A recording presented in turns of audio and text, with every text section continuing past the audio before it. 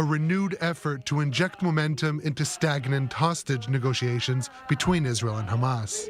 The director of the CIA is meeting in Paris on Sunday with the Qatari Prime Minister and intelligence chiefs from Israel and Egypt to discuss a new proposal to secure the release of all the remaining hostages in Gaza in exchange for a 2 to 4 month ceasefire. At every level, from the president right on down, we're doing everything we can to bring these moms and dads, sons and daughters, brothers and sisters back home to their families. According to reports in the Wall Street Journal and New York Times, the first phase would see an initial pause in fighting for 4 to 6 weeks to allow the release of the remaining children, women, and elderly in need of urgent medical care. During that period, a broader agreement for a permanent end of the war will be negotiated. The following phases would see Hamas release Israeli female soldiers, then male soldiers, and the bodies of roughly 20 Israelis.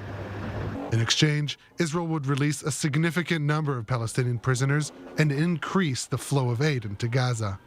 But the talks come amid heightened tensions between Israel and Egypt, as well as Qatar, following recent statements Prime Minister Benjamin Netanyahu made against the Gulf state, statements he repeated in a Saturday news conference.